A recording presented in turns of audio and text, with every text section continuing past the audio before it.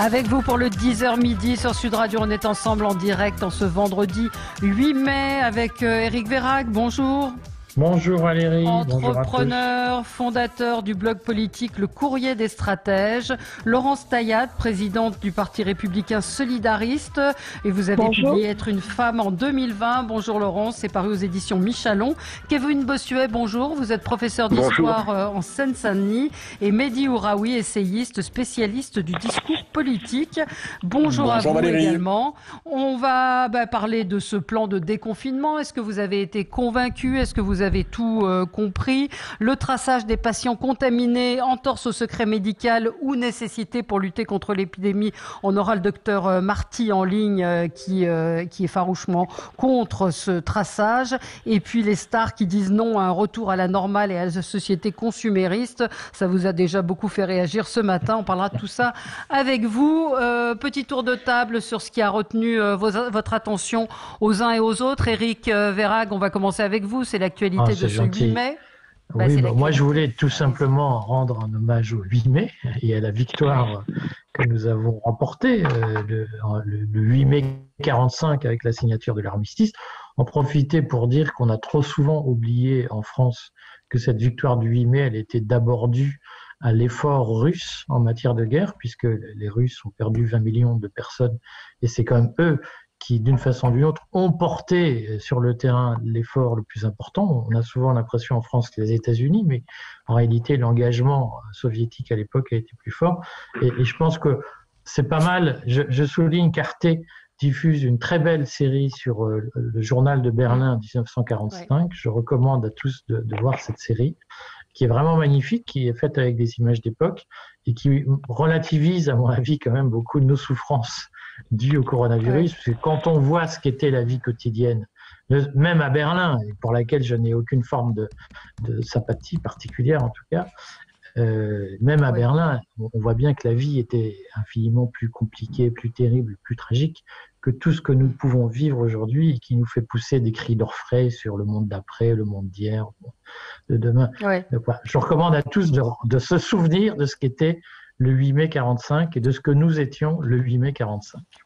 Bon, et en ce moment, donc le président de la République est en train, sur la place de l'Étoile, donc de déposer une gerbe sur la tombe du soldat inconnu. Ces images que je regarde de côté comme ça sont étonnantes parce que on voit les présidents se saluer. Il y a Nicolas Sarkozy, il y a François Hollande, se saluer à la japonaise, c'est-à-dire se pencher, mais évidemment ne pas se serrer la main. Voilà, ça fait partie des gestes barrières et des nouvelles procédures. Et je rappelle qu'il n'y a pas de vétérans qui sont là ce soir, aujourd'hui pour cet hommage. Un mot peut-être, Kevin Bossuet? Oui, non, mais je suis parfaitement d'accord avec ce qui a été dit. Par contre, oui, le peuple en avant et le peuple russe est mis en avant, notamment pour saluer sa bravoure, c'est très bien. Mais j'aimerais quand même rappeler que la Russie à l'époque, c'est quand même une dictature communiste, mais que le communisme a fait quand même des millions de morts. Et j'aimerais pas non plus qu'on oppose le nazisme au communisme, parce que ce sont deux idéologies criminelles qui ont tous provoqué du sang et des larmes dans nos sociétés au XXe siècle. Donc c'est pour ça que j'aimerais rétablir quand même cet aspect des choses. Bon, on va passer après, on voit pas très bien le rapport avec y compris les militants communistes français, pour le coup, qui étaient plus que patriotes, qui faisaient partie de l'après-guerre, y compris des gens qui ont accompagné le général. Ça me paraît un peu compliqué de lier...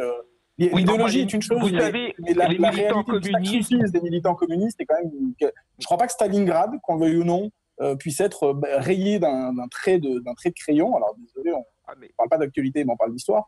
D'un trait de plume, simplement, au titre évidemment des goulags que personne ne conteste, etc. Enfin, je crois qu'il ne faut pas tout mélanger non plus.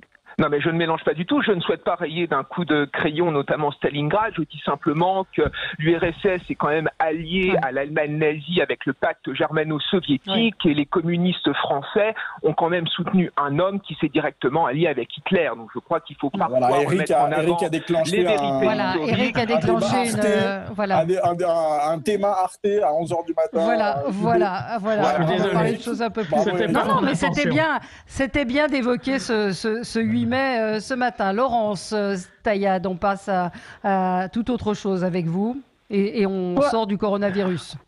Voilà, on sort du coronavirus, même si effectivement j'avais eu une hésitation, et je veux le dire quand même au passage, je veux rendre hommage aussi aux soldats de l'opération Barkhane, puisqu'on a eu 2 morts encore cette semaine, et c'est un petit peu d'actualité quand on parle du 8 mai. Donc moi, oui, je voulais me pencher plutôt sur une autre question. Alors je vous emmène très loin, au Soudan, où on a décidé enfin de pénaliser l'excision. Alors vous allez me dire, c'est très loin, et finalement ça ne nous concerne pas tellement. Et pourtant si, parce que l'excision en France, c'est 55 000 personnes, 55 000 femmes qui sont excisées dans notre pays. Et ces excisions, elles sont directement la conséquence justement de ces pratiques culturelles qui sont importées sur notre territoire. Il faut quand même rappeler que on a notamment dans le 93 sur 4000 accouchements, 15 à 20% des femmes qui sont excisées. Donc c'est pas une histoire passée, c'est pas quelque chose qu'on peut traiter à la légère, puisqu'une femme excisée, c'est une femme qui toute sa vie subira des séquelles qui, au-delà d'être psychologiques, sont physiques. Ce sont des infections urinaires, vulvaires, des infections gynécologiques, parfois une stérilité et des difficultés à l'accouchement, des rapports sexuels évidemment, je vous laisse imaginer. Non mais c'est une pratique, vous n'avez pas besoin de détailler, c'est une pratique abominable, moyenâgeuse et mais c'est vrai que c'est important de le dire, parce que malheureusement il y a très peu de reportages sur la question d'excision. Or en France, c'est un acte qui n'est pénalisé que depuis le début des années 80 grâce à l'action notamment de Linda Veil-Curiel, qu'il faut saluer, parce que auparavant ce n'était pas un acte, ce n'était pas pénalisé, c'était considéré comme une atteinte effectivement, mais on ne considérait pas qu'il y avait mutilation dans notre pays. Et je rappelle aussi que cette pratique, elle a eu lieu dans notre propre pays, considérant que l'orgasme féminin était une aversion pour les hommes. Donc c'est important de rappeler que le corps de la femme, comme le corps de l'homme d'ailleurs, puisqu'on peut parler dans les mutilations sexuelles de la circoncision, qui est aussi une mutilation. Je pense que c'est pas, c'est pas tout à fait comparable. C'est pas tout à fait comparable. C'est une mutilation à vie. Je suis désolée, mais en l'occurrence, les rapports, les études qui ont pu être menées démontrent que il peut y avoir des impacts et des incidences sur la sexualité, et imposer à un enfant une mutilation alors qu'il n'est pas en âge de choisir, c'est une mutilation de la même façon que l'excision. Donc notre pays, qui devrait être normalement à la pointe des droits de l'homme, devrait aussi se battre contre ces mutilations qui sont, je le rappelle, d'origine culturelle ou culturelle, et ça c'est inacceptable dans un pays qui se prétend laïque. Bon, Mehdi, oui, vous vouliez réagir ?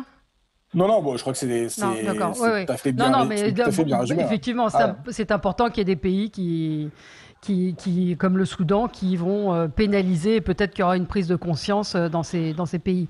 Kevin Bossuet, c'est un coup de gueule. Oui, donc un coup de gueule contre les mensonges qui sont véhiculés à l'encontre du Premier ministre Viktor Orban, du Premier ministre hongrois dans les médias.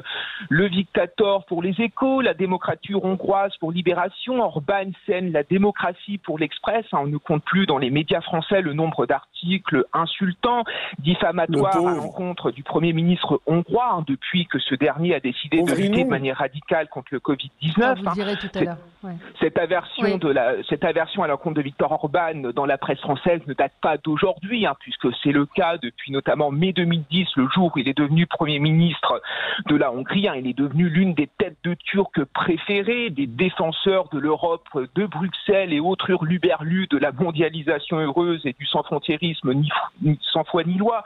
Souvenons-nous d'Emmanuel Macron qui en Slovaquie l'avait pris en partie en le traitant d'esprit fou qui ment à son peuple. Donc en fait, qu'est-ce qu'on reproche à Orban, apparemment d'après ses adversaires, de s'être emparé de tous les pouvoirs de manière illimitée, voire d'avoir fait un coup d'État. Or, c'est complètement faux. C'est pas le cas. Non, c'est pas le cas. Viktor Orban a parfaitement respecté les règles de la démocratie hongroise et notamment de la Constitution, puisque l'état d'urgence, son prolongement, a été voté par l'Assemblée nationale à 68%. On lui reproche d'avoir pris les pleins pouvoirs. Or, c'est faux. Il n'a pas fait plus que Macron ou Merkel, d'avoir pris des mesures exceptionnelles pour surmonter une situation qui l'est tout autant. De plus, le Parlement peut révoquer à tout moment l'état d'urgence. Le Parlement hongrois continue à siéger, continue ses travaux, notamment pour tout ce qui est les sujets qui ne sont pas liés au Covid-19, et concernant les décrets gouvernementaux pris pour lutter contre le Covid-19, ils sont naturellement soumis aux tribunaux et à la Cour constitutionnelle. On lui reproche également que ses pouvoirs seraient illimités dans le temps. En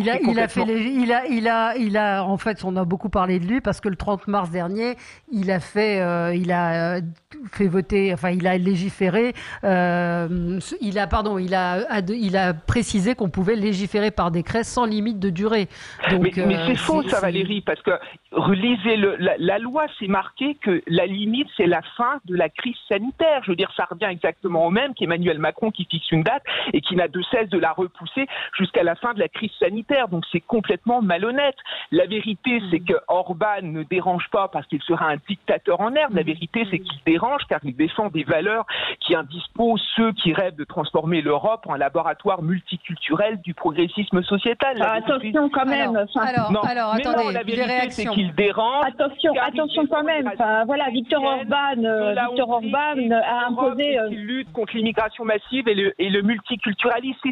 Non, il lutte aussi contre les droits de la femme, puisque je rappelle quand même que Viktor Orban, sa perspective, c'est de revenir à des valeurs familiales traditionnalistes, et notamment de renvoyer la femme au foyer et de fermer l'accès des femmes à l'IVG et à la contraception. Ça ne fait pas de lui un fait. Non, d'accord, on ne peut pas non plus faire l'apologie d'un individu qui va à l'encontre des droits des femmes. On va essayer de s'écouter un peu, parce que justement, on n'est pas chez Orban, justement. Voilà. Mehdi Ouraoui. Entendre Orban plaint comme si c'était pauvre chou, une espèce de perdreau, de victime de l'Europe, vous comprenez. Orban, moi j'ai manifesté avec pour le coup le peuple hongrois contre Orban il y a de ça plusieurs années, quand son pouvoir commençait à s'affirmer. Le peuple hongrois l'a quand même réélu à plusieurs reprises. La réalité, c'est qu'Orban, comme beaucoup de dirigeants, non pas autoritaires, mais autoritaires light, se présentait comme le rempart à l'extrême droite, et notamment un parti qui s'appelle le Jobbik. En Hongrie, c'est un parti fasciste, et un parti raciste, et un parti antisémite. Moi, je ne lève pas ces mots-là à la légère. Et donc, Orban se présentait comme un rempart à ce parti. Et en réalité, qu'est-ce qu'on voit ? C'est ce que vient de dire Laurence Tayad. C'est-à-dire qu'à l'égard des femmes, à l'égard des minorités, à l'égard des homosexuels, mais de manière plus générale, à l'égard des démocrates, à l'égard des gens qui ne sont pas d'accord avec lui. Mais c'est complètement faux. Vous méconnaissez et surtout, je finis là-dessus. Kevin, vous n'êtes pas Orban, donc calmez-vous. Je suis tout à fait calme, simplement je n'aime pas les mensonges. Moi, ce qui me préoccupe le plus qu'Orban, c'est la corruption. C'est-à-dire que Orban est surtout quelqu'un qui, comme beaucoup d'autocrates, comme Bolsonaro, comme Trump, comme d'autres, adore s'enrichir sur la base de... il s'enrichit sur tous ses proches, comme toute sa clique. Il s'enrichit, Orban, mais vous racontez n'importe quoi. Allez, on va pas faire le débat, on va pas faire ce débat-là, parce que je sens qu'il est passionné. On va marquer une petite pause et on reviendra avec Mehdi Ouraoui et son coup de cœur. À tout de suite. Avec vous sur Sud Radio, on est ensemble jusqu'à midi, on est en direct, 0826 300 300. Qu'avez-vous pensé du plan de déconfinement hier annoncé par Édouard Philippe ? Est-ce que vous avez compris ce que vous pourrez faire ou ne pas faire ? Et il y a une auditrice qui nous dit, je regarde en ce moment la cérémonie, personne n'a de masque, Paris est en zone rouge, ils sont tous côte à côte, est-ce qu'ils auraient dû porter des masques ? Les masques pour l'instant ne sont pas obligatoire dans l'espace public. Ça le sera dans les transports. Alors effectivement, ils auraient peut-être dû porter des masques, je ne sais pas. Donc vous avez regardé vraisemblablement. Ils n'ont peut-être pas trouvé.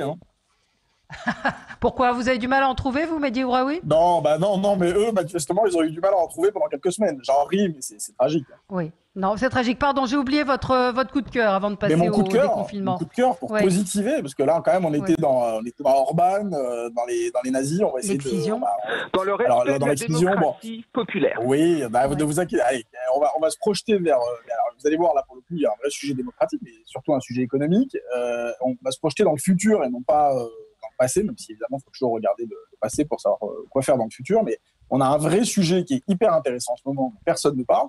Alors moi, j'aime pas plaquer des analyses sur les événements du Covid. Vous savez, en ce moment, tout le monde avait vu tout juste et avait raison sur tout. Les écolos pensaient que c'était la crise écolo. Les libéraux pensaient qu'il faut plus de libéralisme pour régler la crise, etc. moi, j'essaie de pas faire ça, mais quand même, il y a quelque chose qui est frappant, c'est qu'en Tunisie, comme en France, par exemple, les robots remplacent la police dans les rues ou dans le ciel avec les drones, mais il y a même des robots policiers dans les rues. En Chine, ils livrent les repas dans les hôtels aux patients qui sont soupçonnés de Covid, aux clients qui sont soupçonnés de Covid, et dans les hôpitaux aux patients. En France, il y a aussi des robots d'accueil. À Taïwan, je crois qu'il y a même eu un stade qui a utilisé des robots pour remplacer le public, etc. On voit qu'il y a alors je parle évidemment pas des caisses automatiques chez Monsieur Carrefour, chez Monsieur Auchan, chez Monsieur Leclerc, etc., qui sont maintenant démultipliées. Et donc il y a peut-être une bonne nouvelle quand même dans cette crise, c'est que on voit la robotisation évidemment démultipliée, y compris sous la forme de la télémédecine, de la télééducation, du télétravail, etc. Oui, enfin. Mais il y a une question qui est en train d'émerger partout. Bill Gates l'a reporté il y a quelques années, Benoît Hamon aussi. C'est que maintenant, la taxe robot va devenir totalement incontournable. Alors, la taxe robot, ce n'est pas les robots qui payent des impôts, qui remplissent des feuilles de déclaration d'impôts. Ça peut être, par exemple, un malus pour un patron qui utilise beaucoup de machines et qui ne veut pas reconvertir ses salariés. Ça peut être, disons, une cotisation sociale sur la caisse automatique qui remplace une caissière. Au lieu de payer des cotises sur le salaire de la caissière, on peut imaginer que ce soit légèrement... En tout cas, notamment, on peut commencer, par exemple, tout ce qui n'est pas délocalisable. Parce que le risque, évidemment, ce serait les délocalisations. Mais on pourrait imaginer, par exemple, dans une économie où il y a de plus en plus de services, donc on parle typiquement de cette fameuse caisse automatique, mais demain, ce sera des robots qui font le ménage, demain, ce sera... Voilà. Parce que c'est des métiers, c'est des super métiers, caissières et femmes de ménage. Non, j'ai pas dit, tout un avenir pour tout un peuple. Mais justement, cette fameuse taxe robot, elle permet de financer la formation et la reconversion de gens dont personne ne peut souhaiter qu'ils restent toute leur vie dans un métier comme caissier. Un petit mot, Éric Verhaeghe, parce que c'est... Non, mais je crois qu'on a tous compris qu'on était rentré, maintenant qu'il va falloir trouver de l'argent pour financer le chômage partiel qu'on a versé à toutes ces caissières ou tous ces gens qui n'ont pas pu travailler, il faut rembourser. Elles ont travaillé, les caissières. Hein. Là, les caissières, elles ont travaillé. Hein. Mais il y a plein d'autres gens qui n'ont pas travaillé. Et il y a quand même 12 millions de salariés aujourd'hui qui sont au chômage partiel. Et d'ailleurs, elles ne vont pas toucher leurs primes. Je vais finir. Il y a quand même 12 millions de salariés aujourd'hui qui sont au chômage partiel. Il va falloir rembourser ce qu'on leur a versé. Et donc, on a tous compris qu'on était parti dans le concours Lépine de la fiscalité et que l'idée va être de trouver un impôt sur tout et sur toute opération. Moi, ce que je suggère à Mehdi, c'est qu'on lève un impôt pour tous ceux qui ont un ordinateur chez eux, puisque comme le premier robot qui existe, ça s'appelle l'ordinateur. Voilà. Ça s'appelle la redevance. Et je propose que tout employeur qui a équipé son entreprise d'ordinateur paye une taxe sur chaque ordinateur, parce que c'est vrai que ça a été une façon de virer des sténodactylos, et que si on revenait à la France des années 70, ce serait vachement mieux. Éric, c'est pas la peine de caricaturer. Oui, non, mais... C'est pas la peine de caricaturer une idée. Vous caricaturez tout seul. Mais non, c'est pas vrai qu'avoir un ordinateur à la maison... Je signale quand même que cette idée... Mais c'est pas vrai qu'avoir un ordinateur à la maison, les deux premiers à avoir émis cette idée qu'il fallait recruter des caissières plutôt que d'avoir des caisses automatiques, c'est en partie Benoît Hamon. Ou faire payer, c'est Benoît Hamon et c'est Marine Le Pen. Donc je suis heureux de voir que Mehdi Houraoui reprend le programme du Rassemblement national. Oui. Cela dit, ça fait du bien de parler d'autre chose que du coronavirus. Mais juste un mot. Alors, attendez, Laurence Taillade et puis après Kevin. Oui. Merci Valérie. Juste un mot sur cette question, parce que je me rends compte que finalement, on est en train tous souvent de dire que cette crise devrait nous amener vers une orientation, vers un nouveau monde, vers une sortie justement peut-être des anciennes solutions. Et je constate que les solutions qui sont avancées sont le plus souvent des solutions de taxation, qui sont finalement des vieilles solutions que l'on transpose d'un modèle à un autre. Moi, je pense que au contraire, le monde, l'évolution de la fiscalité devrait être radicale. Et en l'occurrence, cette radicalité, si on veut une imposition juste, il va falloir qu'on la fasse notamment sur les flux financiers, parce que là, il y aura une vraie justice, parce que tout flux financier peut être effectivement à l'origine d'une taxation, mais ça doit être aussi la question qui devrait revenir sur le devant de la scène du revenu universel d'existence, parce que là, effectivement, on remet à nouveau l'individu au centre des choses, et c'est un levier qui nous permettra aussi d'agir sur la consommation locale. Et pour l'instant, je constate que les solutions qu'on trouve, ce sont des vieilles solutions de l'impôt, de la taxation, de la TVA. Mais on va... Alors attendez, Kevin veut réagir, Mehdi, puis après vous Moi, j'aimerais réagir quand même. Moi, j'adore Mehdi, j'adore ce qu'a dit Mehdi, parce que c'est révélateur de ce qu'est la gauche, en fait, aujourd'hui. Enfin, aujourd'hui, pour la gauche, les frontières, les nations, l'identité française, ainsi que nos racines chrétiennes n'existent plus. En fait, pour la gauche, il n'y a plus que les impôts et les aides sociales qui existent. Et là, comme j'ai le porte-parole, enfin, pas en face de moi, mais j'ai le porte-parole de Benoît Hamon, la mesure phare de Benoît Hamon, qui était le revenu universel, c'est-à-dire prendre de l'argent aux entrepreneurs pour le verser à n'importe qui. Voilà ce qu'est la gauche, et c'est pour ça qu'aujourd'hui, elle est morte. Bon, allez, on va passer au plan de déconfinement. On aura l'occasion de revenir. Juste pour terminer. Mehdi Aouraoui, sur le monde d'après. Pour le coup, moi, je suis pas du tout pour faire des impôts partout, tout le temps. Je crois qu'on a atteint par ailleurs. Mais c'est ce que vous venez de dire en France.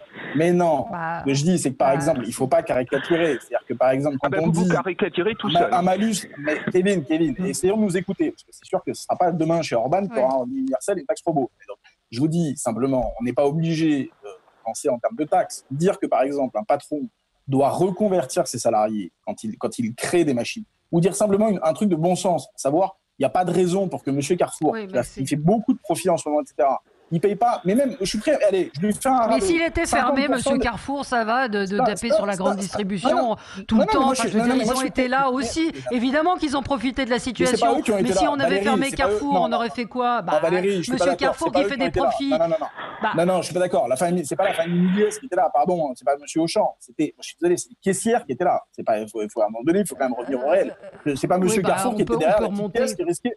Et donc, je suis quand même embêté que M. Carrefour, qui fait quand même beaucoup de profits en ce moment, par exemple, chipote sur les 1 000 € de primes qu'il s'était engagé à verser aux caissières en disant vous comprenez, on vous fait des salaires, on vous fait des contrats courts et des contrats à temps partiel, des contrats avec très peu d'heures dans la semaine, donc vous ne toucherez pas vos 1 000 €. Donc voilà, pour finir là-dessus, je dis simplement que ça paraît pas non plus délirant de dire que quand il paye des cotisations sociales sur une caissière, quand il la vire, peut-être qu'on peut dire qu'il paye ne serait-ce qu'un rabais de 50% de cotisation sociale sur le robot qui met à sa place. Voilà, et vous tuez l'économie. C'est formidable à gauche. Mais ça ne veut rien dire, ça. Je vois Eric il faut préciser quand même, faut préciser que dans cette affaire, Carrefour et les hypermarchés n'ont pas fait de bonnes affaires à l'occasion du coronavirus. Ce sont les supermarchés locaux qui ont tiré leur épingle du jeu, mais les gens n'ont pas pu majoritairement aller dans les hyper. Donc là aussi, des raisonnements simples ils se sont fait plein de pognon, c'est du complotisme, ça vaut pas plus que le protocole des sages de Sion. C'est un fantasme. En réalité, non mais il faut assumer ce qu'on est. Vous reprenez tous les codes de l'antisémitisme en les appliquant à la France contemporaine. Mais la réalité, c'est que la grande...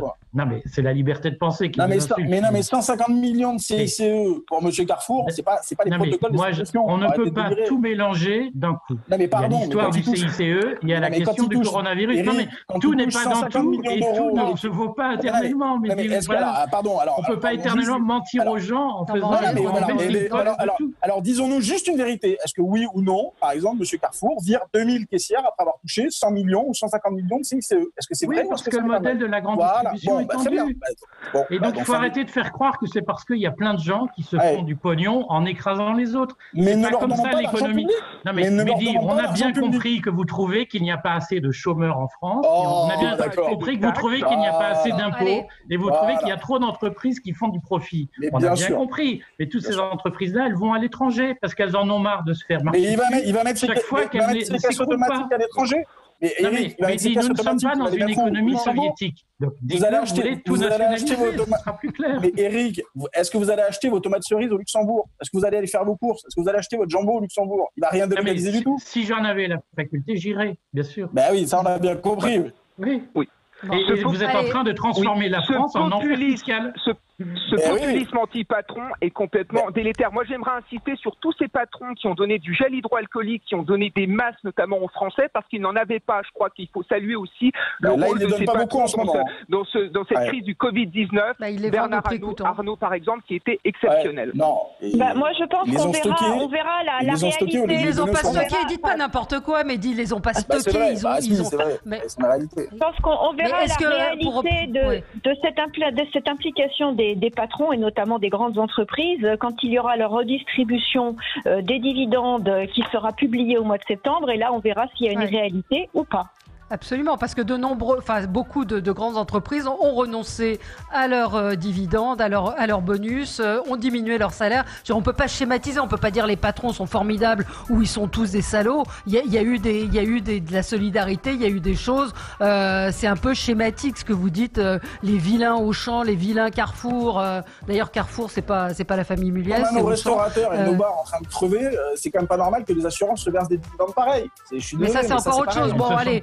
On va revenir dans un instant. On aura le docteur Marty avec nous pour parler du traçage des patients contaminés, entorse au secret médical. Il va nous expliquer pourquoi dans un instant. Et vous pourrez bien évidemment réagir 0826 300 300. À tout de suite. Alors, on est ensemble jusqu'à midi. On va parler du plan de déconfinement. Dans ce plan de déconfinement, il est prévu le traçage des patients contaminés. L'ordre des médecins s'est élevé contre ce traçage. On est en ligne avec le docteur Jérôme Marty. Bonjour.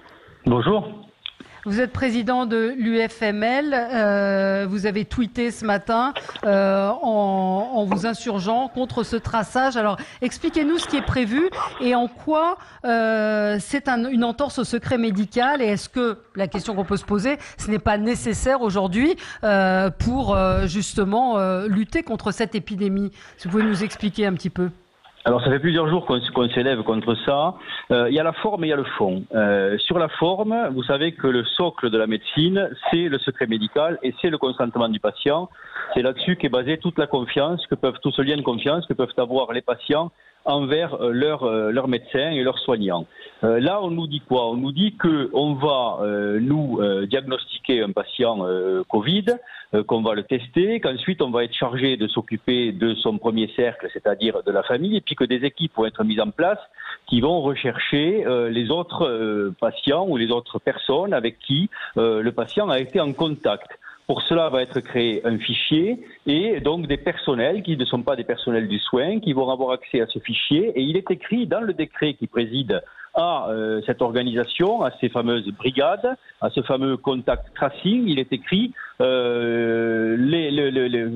exportation d'un fichier, les données peuvent être partagées, le cas échéant, sans leur consentement, dans le cadre d'un système d'information. Donc nous, tant qu'on n'a pas de garantie quant à l'anonymisation des données, quant au respect du consentement du patient, on ne peut pas mettre les doigts là-dedans.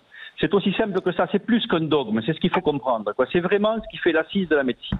Si on commence à ouvrir le champ des possibles quant au non-respect du secret médical et au non-consentement du patient, là, ça ouvre à toutes les dérives. Donc ça, on ne peut pas, et c'est ce qu'a relevé fort heureusement le Conseil de l'Ordre, l'Académie de médecine. On attend également les positions du Comité national d'éthique, et puis il nous faudra aussi les positions du Conseil constitutionnel là-dessus. Bon, ça c'est donc la forme. Oui. Mais ce n'est pas une nécessité pour briser justement les chaînes de contamination? C'est pour ça que je vous réponds sur le fond. Oui, le fond est totalement discordant et on n'en parle pas assez, à plusieurs titres. Le premier, encore une fois, donc, on détecte un patient Covid. Ça se fait sur la base du savoir du médecin et de son diagnostic. On l'envoie faire un test. Si le test est négatif, la personne repart dans la nature. On ne la confine pas. Si le test est positif, on lui dit de se confiner et on s'occupe donc de son premier cercle. Il faut savoir qu'il y a 30% de faux négatifs dans ces tests. Ouais. Donc ça veut dire que potentiellement, on ne fait pas attention, on ne se base pas sur le diagnostic du médecin, mais on se base uniquement sur le résultat du test. Et dans le même temps, c'est là où c'est totalement discordant, dans le même temps, on nous dit qu'on va donc regarder son entourage familial qui vit avec lui, on va les garder confinés 7 jours, au bout de 7 jours, on va les tester. Si le test est négatif, on va leur demander de rester confinés parce qu'il peut y avoir des faux négatifs. Donc on est dans une discordance totale. Deuxième discordance qui est plus importante, celle-là. On a, en gros, on vous dit en zone cluster, entre 1000 et 3000 contaminations par jour. 1000 et 3000 contaminations par jour, c'est quasi impossible d'aller détecter l'entourage. Et surtout, quand la personne vient vous consulter, elle a été contaminée en moyenne 2 jours auparavant. Si elle a les symptômes depuis 2 jours. Si elle a les symptômes depuis 2 jours, elle a été contaminée encore 2 jours avant. Donc il s'est déjà passé 4 jours. Ce qui veut dire qu'à l'instant T où vous la voyez, les sujets contacts avec qui qu'elle a croisé sont déjà eux-mêmes vecteurs du virus. Déjà eux-mêmes. Ce qui veut dire que ce n'est plus 25 personnes qu'il vous faut retrouver en moyenne, mais c'est peut-être 100, 150, 200. On perd du temps avec ce système. Et dernière chose, qui montrent que sur le fond, c'est discordant. Combien d'heures par jour les brigades travaillent-elles? Est-ce que vous avez entendu un seul moment quelqu'un vous dire que ces brigades allaient travailler H24? Parce que le virus, lui, fait les 3-8. Le virus travaille H24. C'est un peu comme si on vous disait, quelqu'un se noie, on va abandonner les recherches à 18h, on les reprendra le matin à 9h. Ceci est discordant. Donc c'est pour ça qu'on propose qu'à côté de ça, on mette d'autres moyens. Le premier moyen, c'est de donner la possibilité aux pharmaciens, aux infirmières, aux médecins de faire des tests, de les faire, de tester un maximum de personnes et de rechercher les asymptomatiques. Pourquoi?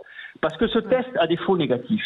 Si vous employez ce test avec des faux négatifs sur des gens à qui vous avez diagnostiqué le Covid, qui ont des symptômes, là vous allez tomber sur le risque qui est celui d'avoir des faux négatifs et donc d'écarter quelqu'un qui a la maladie. Alors que si vous le faites sur des asymptomatiques, voilà, alors que si vous le faites sur des asymptomatiques, vous allez potentialiser votre test, puisque là vous allez attraper des gens chez qui vous allez détecter la maladie alors que le diagnostic ne l'aurait pas attrapé. C'est le théorème.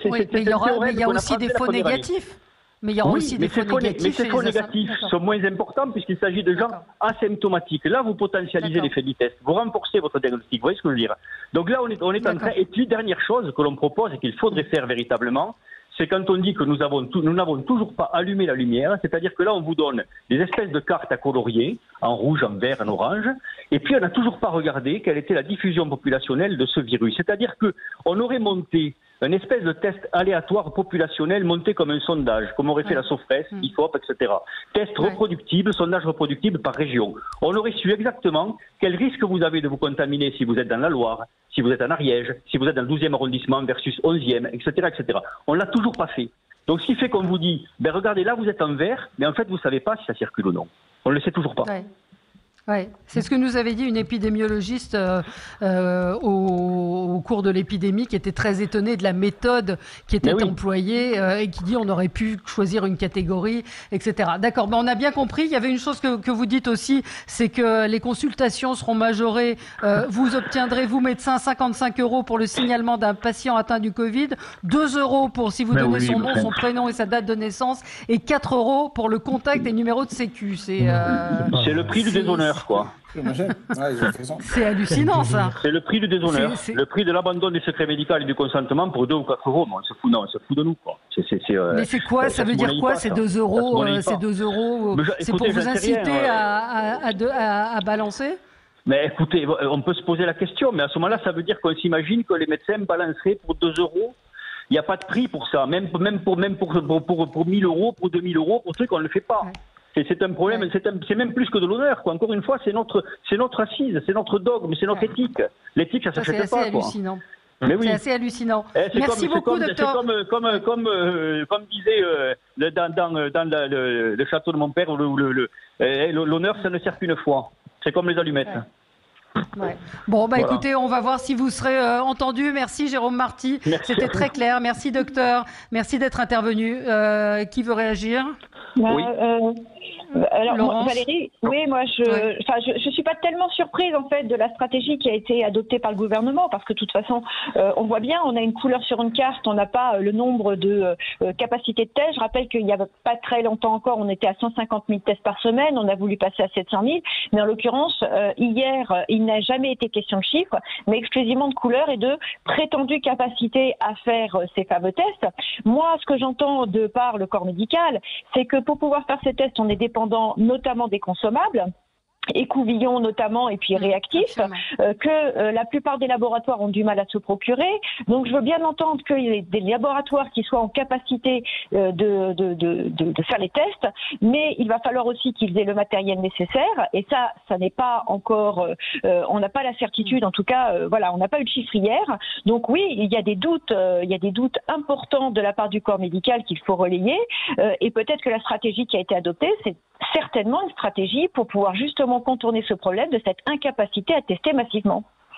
Oui. Il faut préciser quand même que les réticences ne viennent pas seulement du corps médical, mais du Conseil d'État lui-même, puisque dans un avis que peu de gens ont lu, mais qui était l'avis sur le projet de loi de prorogation de l'état d'urgence sanitaire, le Conseil d'État a dit qu'on pouvait utiliser ces fameux anges gardiens, puisque c'est de ça qu'on parle, mais qu'aujourd'hui, le recueil des données n'était pas fait dans des conditions de protection de la vie privée, suffisante et suffisamment explicite. Et le Conseil d'État a mis en garde le gouvernement sur la nécessité de préciser les conditions dans lesquelles la vie privée des Français allait être protégée, parce que le Conseil d'État considère qu'aujourd'hui, le gouvernement n'a pas donné de garantie suffisante sur ce sujet.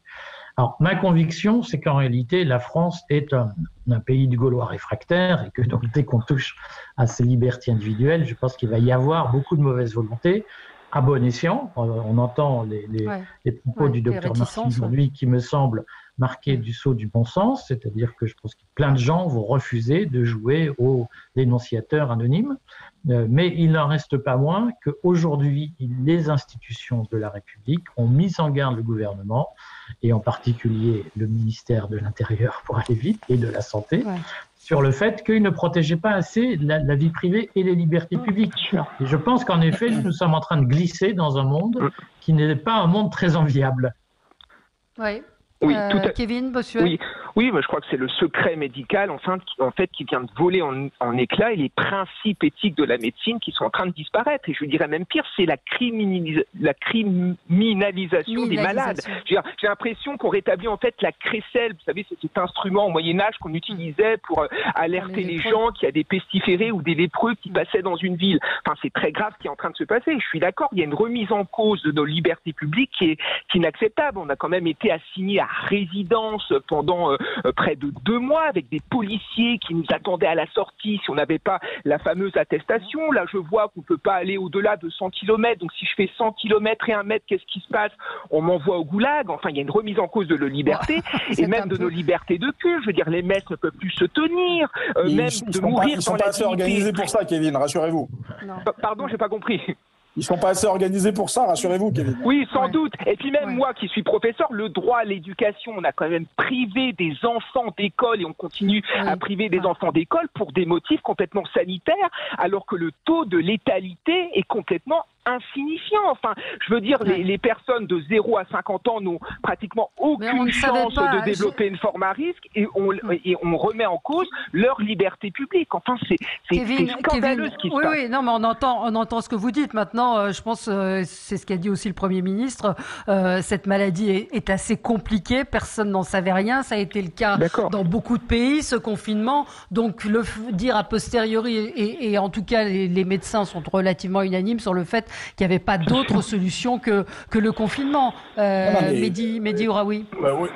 Le problème, Valérie, c'est qu'en fait, il fonctionne toujours avec un coup de retard. Et donc, comme on a des gens qui sont en permanence dans le désaveu de ce qu'ils ont fait la veille, voire le matin même, on a un gouvernement qui, en gros, gère cette crise comme ma fille qui est en petite section maternelle, c'est-à-dire qu'il nous donne des cartes coloriées, bien coloriées, donc ils ont droit à une bonne petite image pour leur carte coloriée, mais enfin, sur le reste de la gestion de la crise, ce qui est terrifiant, c'est qu'ils ne comprennent pas qu'ils sont en train de casser, alors c'est valable pour le droit du travail, mais pour les libertés, c'est ce qui nous réunit le plus, c'est la question évidemment des libertés individuelles et des libertés publiques, ils sont en train de casser des principes fondamentaux simplement par incompétence. C'est-à-dire que c'est le plus frappant, c'est-à-dire que pour pallier l'incompétence du Premier ministre et du Président de la République, il faudrait que nous renoncions à la liberté d'aller et venir, au secret médical.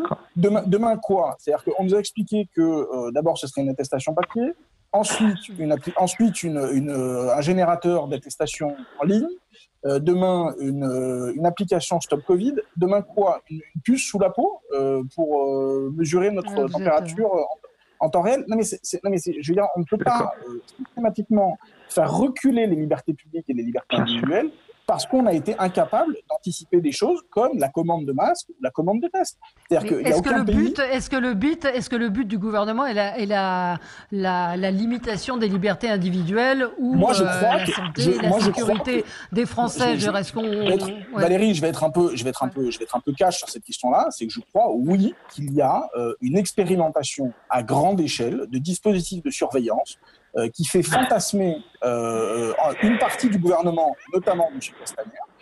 Et moi, je ne veux pas d'une société de drones, d'applications géolocalisées et de dénonciation des malades. Et donc, je crois que... Vous êtes tous... Alors oui, on va faire réagir. Vous êtes d'accord avec ça?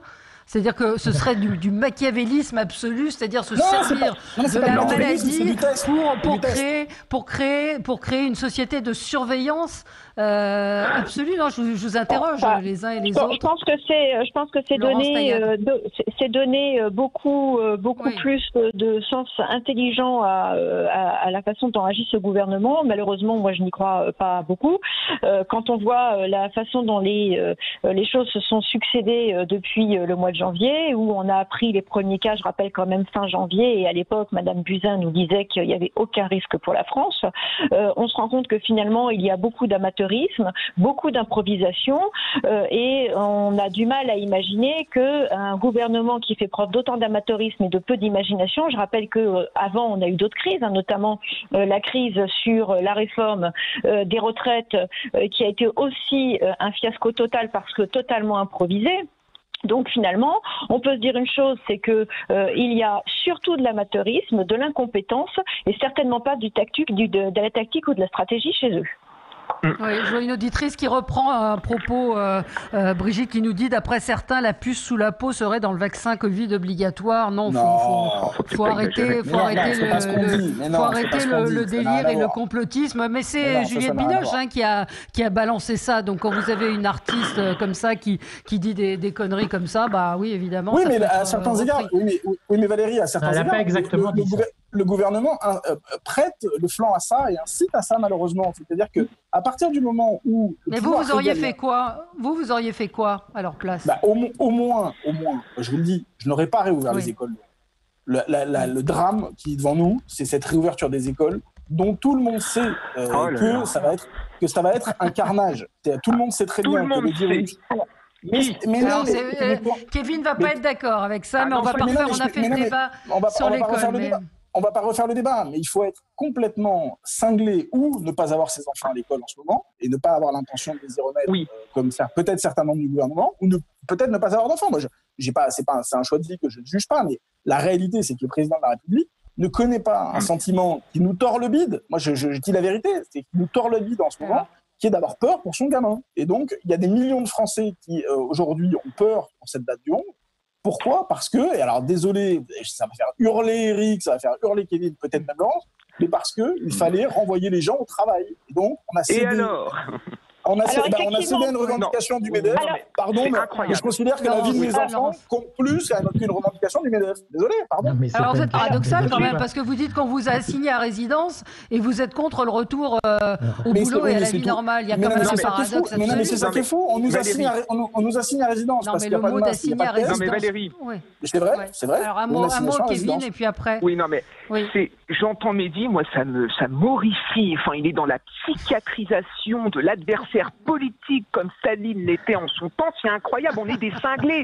Si on est pour la réouverture des écoles, on est des cinglés. Mais il faut arrêter. Moi, je suis professeur. J'enseigne en Seine-Saint-Denis dans un collège et je peux vous dire que je suis pour la réouverture. J'ai vu à quel point le confinement a eu des conséquences désastreuses sur les élèves les plus en difficulté. C'est sur les élèves qui n'ont plus accès à la cantine et qui ne mangent plus à leur faim. Moi, je m'étonne quand même que ce soit vous, Mehdi, le socialiste. Mais ça les empêche pas de dormir le reste du temps. Milieux populaires. Mais ça les empêche absolument pas de... Je voudrais juste faire une petite aparté là-dessus, justement, parce que je pense que c'est très important. Moi, ce qui me dérange dans cette réouverture des écoles, d'abord, c'est la question de la fourniture en matériel auprès des enseignants pour qu'ils puissent se protéger, la fourniture en gel aussi pour que tout le monde puisse se désinfecter les mains. Moi, j'ai vu à plusieurs reprises que le gel qui contient de l'alcool pouvait passer un certain nombre de barrières de la peau, et je m'inquiète qu'on demande à des enfants de se nettoyer les mains avec du gel hydroalcoolique, et je m'inquiète aussi des règles qui ont été imposées, qui sont des règles profondément technocratique. Au-delà de tout ça, ce qui est encore plus inquiétant, je vais finir juste sur ce point du gel, juste sur ce point du gel qui est très important. Attention, c'est beaucoup plus efficace que de laver les mains. Ça s'appelle la démocratie. Pas tous en même temps. Vous écoutez. Bon, moi je voudrais juste finir sur une chose parce que qui me semble essentielle, c'est l'aspect facultatif que l'on a donné dans la réouverture des écoles, parce que je considère que ce n'est pas aux parents de décider si leurs enfants doivent être scolarisés, mais c'est bien une obligation, en l'occurrence l'instruction.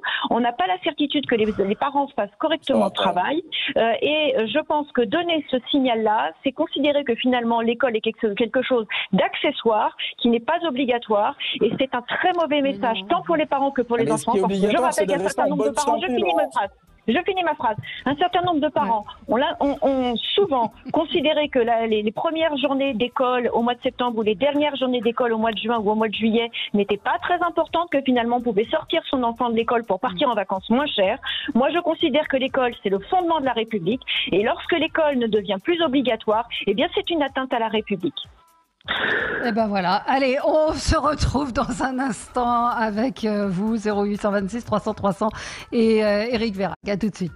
Débat très animé ce matin, donc autour du plan de déconfinement du gouvernement. Éric Vérac, vous vouliez peut-être réagir à ce qu'on disait. Juste Juliette Binoche, elle a quand même dit, il manipule les vaccins qu'il prépare, et les vaccins qu'il prépare en font partie. Mettre une puce sous-cutanée pour tous, c'est non, non, non. Voilà. Non, mais elle fait référence aux polémiques sur Bill Gates et ses intentions. Mais moi, pour dépassionner un peu ce sujet, je pense que ce qui pose problème, c'est que de semaine en semaine, on ne sait pas, par exemple, si les écoles vont rouvrir.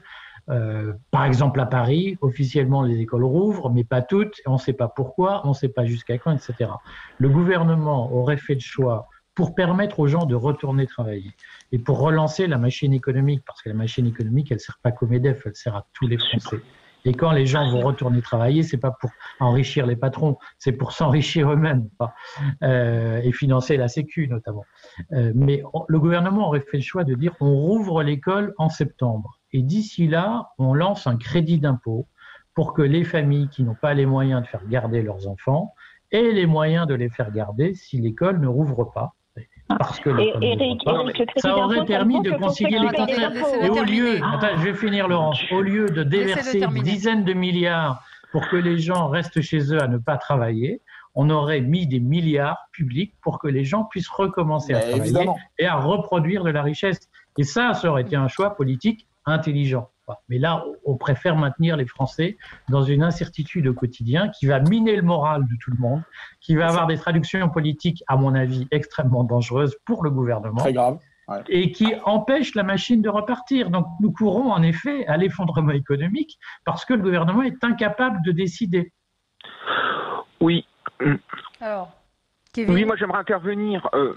Je trouve quand même qu'on est sévère vis-à-vis de ce gouvernement. Je pense qu'Édouard Philippe a fait face à une situation qui était complètement inédite, donc il a sans doute fait des erreurs, mais moi je n'aimerais pas personnellement être à sa place parce que ce qu'ils sont en train de vivre, c'est quand même très très très compliqué. Et j'aimerais revenir également sur l'école. Enfin, il ne faut pas croire que le mois et demi d'école qui s'annonce, ça va être de la garderie. Enfin, les professeurs vont être mobilisés, ils vont quand même faire des heures de cours, ils vont revenir sur ce qu'ils ont fait notamment pendant le confinement à distance. Donc, il ne faut pas croire que c'est une garderie. Et puis ensuite, si l'école permet en effet aux parents de garder leurs enfants pour qu'il y ait une reprise économique au niveau national. Moi, je suis enseignant et je trouve ça très bien. Enfin, on a eu quand même une perte de 5,8% du PIB au premier trimestre. On annonce 15 à 20% de contraction du PIB au deuxième trimestre, mais c'est quelque chose de complètement inédit. On va vers une crise sociale qui est affreuse, qui va faire des milliers de miséreux. Donc si l'école peut servir aussi à relever économiquement la France, moi je suis enseignant et je suis prêt à le faire. Oui, on en reparlera en visio depuis un service de réanimation dans quelques semaines. Maintenant, le sujet, c'est que non, mais moi je veux bien qu'on aligne des grands chiffres pour écraser les gens. Moi, je vais aligner un chiffre très très très petit. C'est le chiffre de 4. 4, c'est le nombre de fois où le président de la République s'est montré incapable de respecter les gestes barrières dans une visite d'école pendant une heure. C'est-à-dire que vous vous rendez compte avec le nombre d'adultes qui étaient mobilisés, avec des gamins au garde à vous, parce que c'est quand même le président de la République qui vient dans leur école, etc. Donc, c'est pas leur institut habituel ou leur prof habituel, c'est pas leur copain habituel parfois, etc. Bon. Donc, dans une visite aussi organisée que ça, le président de la République a été incapable de respecter les gestes barrières au moins 4 fois. C'est ce qui a été vu par tous les observateurs. Et donc, il faut être complètement à côté de la plaque ou vraiment n'avoir jamais mis les pieds dans une école pour croire que les enfants vont réussir à respecter des gestes. On fait quoi Je crois que la solution, par exemple, Eric, est une solution qui était une des solutions qu'on peut envisager. C'était dire septembre. Le minimum qu'il fallait envisager, c'était évidemment septembre, avec éventuellement, effectivement, des aides fiscales pour faire garder des gamins, c'est absolument indispensable, etc. Mais en tout état de cause, cette rentrée à marche forcée pour essayer de se donner des airs jupitériens va se terminer en désastre. À marche forcée, les gens ont le droit ou pas de mettre leurs enfants à l'école, ce que dénonçait d'ailleurs Laurence tout à l'heure. C'est-à-dire que c'est sur la base du volontariat. On n'y a pas d'obligation. Si vous ne voulez pas, vous ne les mettez pas à l'école. Non, mais si votre patron vous dit de rentrer au travail là, ces jours-ci, et que l'école de votre gamin est ouverte, par exemple, vous n'avez aucune raison. Votre patron, ce salaud qui va vous obliger à vous virer si vous ne retournez pas bosser. Valérie, je voudrais juste parler justement de la question des employeurs. Si votre patron vous oblige, votre patron, il vous oblige pas, il y a des énormes enfants. Parlons des exemplarités de l'État sur cette question-là, parce que l'État est un employeur. Je voudrais juste rappeler que l'État est un employeur et qu'il devrait être exemplaire en tant qu'employeur sur ces questions-là. Et en l'occurrence, moi, j'ai des informations qui viennent directement du ministère des Armées, qui proposent même aux personnes fragiles de reprendre le travail, alors qu'ils n'ont aujourd'hui pas les moyens d'assurer leur protection. Ils ont reçu 50 000 kits de 4 masques pour 260 000 personnes, et en l'occurrence 60 000 personnels administratifs. Donc ils n'ont pas suffisamment de matériel pour assurer la sécurité des gens, et pour autant, ils font en sorte que massivement les gens reviennent. Ils ne mettent pas du tout en application ce qui devrait normalement être la norme et qui a été proposée par Madame Pénicaud, qui est d'obliger à continuer le télétravail, parce que les salariés de l'administration ont une peur, une trouille terrible, c'est qu'on leur vole leur jour de congé payé, puisqu'il y a des directives qui sont passées demandant à ce qu'il y ait jusqu'à 10 jours de congé payé qui soient pris à ce personnel qui a été confiné. Donc tout ça, c'est inadmissible. En l'occurrence, quand l'État est incapable de se montrer exemplaire, comment voulez-vous que l'on impose à des employeurs privés d'appliquer des règles que l'État n'applique pas lui-même? On est bien là au cœur du problème, c'est qu'on risque d'avoir une foire d'empoigne dans les transports en commun dès lundi, parce que justement il n'y a pas eu de mesures obligatoires, mais simplement incitatives. Le masque est obligatoire. Mais le masque ne suffira pas si c'est la foire d'empoigne. Dans les transports en commun. Ouais. Dans les transports en commun, il va être obligatoire maintenant. Il sera obligatoire. Mais pas dans la rue. Et pas dans les écoles. On est dans une société complètement folle. Je veux dire, à un moment donné, il faut accepter de vivre avec le risque. Enfin, la mort, c'est partie de la vie. Et puis, je ne vais pas m'empêcher demain de sortir de chez moi de peur de me faire écraser s'il y a une voiture qui passe. En effet, il y a un risque de sortir, mais à un moment, il faut le reprendre. Il faut peut-être relever économiquement le pays, parce que les conséquences sociales et économiques vont être désastreuses dans les prochaines années. Et moi, je remarque que le socialiste Mehdi, en fait, sur la base d'une idéologie sanitaire, remet en cause le droit à l'éducation des plus modestes, notamment des enfants les plus modestes, et se fiche complètement des salariés. Kevin, vous êtes caricatural, Kevin, parce que vous télétravail et chômage. Non mais Kevin, il y a un État aux États-Unis qui s'appelle la Nouvelle-Angleterre, dont la devise est « Live free or die », qui veut dire donc vivre libre ou mourir. Et donc, au nom de cette devise, par exemple, il a été impossible depuis maintenant la création de l'État, donc pas loin de 300 ans maintenant, d'imposer la ceinture de sécurité dans les voitures. Donc les gens ont fait ce choix collectif d'être libéraux au point de ne pas avoir de ceinture de sécurité. Mais en fait, allez y vivre. Là, ici, on est en France. Et donc, on pense autrement. On pense on n'est pas en URSS. On pense solidarité. Non, mais voilà, mais d'accord. Ça n'existe pas. Protéger la santé des gens, c'est pas l'URSS. Hein. C'est une fiction communiste. Ça et dès que les avions refonctionnent, ou vous prenez une barque, allez vivre en Nouvelle-Angleterre et live free or die. Voilà. Et ben voilà, ce sera le mot de la fin. Live free or die. Merci à tous les quatre. Dans un instant, vous retrouvez, je crois que c'est André Berkoff ou Jean-Marie Bordry, je ne sais pas. En tout cas, c'est André Berkoff qui est là dans tous ses états en ce 8 mai. Très bonne journée à vous et très bon week-end à l'écoute de Sud Radio.